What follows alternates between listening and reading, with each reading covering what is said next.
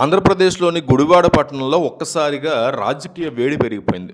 Mega DSC నిర్వహణకు సంబంధించి అక్రమాలు జరిగాయంటూ వైఎస్ఆర్ కాంగ్రెస్ పార్టీ ఇచ్చినటువంటి పిలుపుతో రాష్ట్ర వ్యాప్తంగా భారీ నిరసనలు చేసే ప్రయత్నాలు చేస్తోంది వైసీపీ. ముఖ్యంగా గుడివాడలో పరిస్థితి మరింత ఉద్రిక్తంగా మారిందని చెప్తున్నారు. పోలీసులు ముందస్తుగా ఆంక్షలు విధించినా, బయటికి రాకూడదని హెచ్చరికలు జారీ చేసినా నాయకులు మాత్రం ఎక్కడ వెనక్కి దిగుతున్న పరిస్థితి లేదంటున్నారు. గుడివాడ మాజీ ఎమ్మెల్యే కొడాలి నాని తన అనుచరులతో కలిసి రోడ్డు మీదకి రావడంతో అక్కడ పెద్ద ఎత్తున అలజడి రేగిందని చెప్తున్నారు.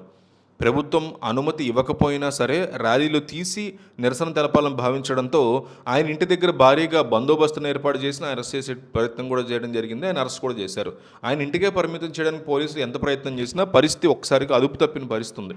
పోలీసులు ముందుగానే కొడాలి నాని ఇంటికి వెళ్ళి ర్యాలీలకు అనుమతి లేదు అని చెప్పి నోటీసులు అందజేసిన పరిస్థితి ఉంది. అయితే ఆ నోటీసుల్ని పెద్దగా పట్టించుకోకుండా బయట ఉన్నటువంటి పోలీసుల్ని తోసేసుకుంటూ అనుచరులతో కలిసి బయటకు వచ్చేసినటువంటి పరిస్థితి ఉంది. ఆయన కొడాలి నాని బయటికి వచ్చి ర్యాలీగా బయలుదేరడంతో వాతావరణం ఒకసారిగా వేడెక్కింది. మొత్తం ఓవరాల్గా గుడివాడలో ఆయన మద్దతుదారులు, కార్యకర్తలు పెద్ద ఎత్తున నినాదాలు చేస్తూ రోడ్డు మీదకి వచ్చినటువంటి పరిస్థితి ఉంది.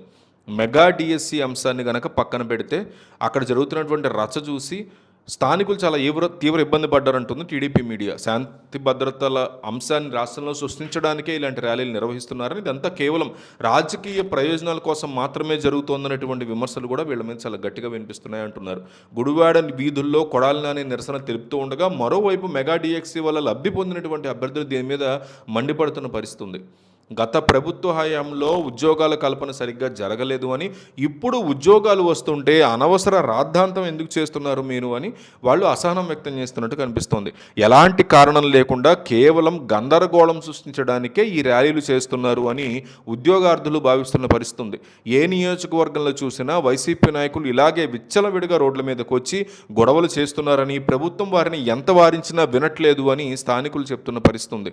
గుడివాడలో ఈ పరిణామాలు చూసి పోలీసులు వెంటనే రంగంలోకి దిగక తప్పని పరిస్థితి ఏర్పడింది. పరిస్థితి మరింత చేయి దాటిపోతూ ఉండడంతో పోలీసులు కొడాలి నానిని అరెస్ట్ చేసి అదుపులోకి తీసుకోవడం అనేది జరిగింది. పోలీసులు ఇచ్చినటువంటి హెచ్చరికల్ని లెక్క చేయకుండా, హౌస్ అరెస్ట్ కూడా లొంగకుండా రోడ్డు మీదకి రచ్చ చేయడంతో ఆయన్ని అరెస్ట్ చేశారనేది ఇక్కడ ఆరోపణగా ఉంది.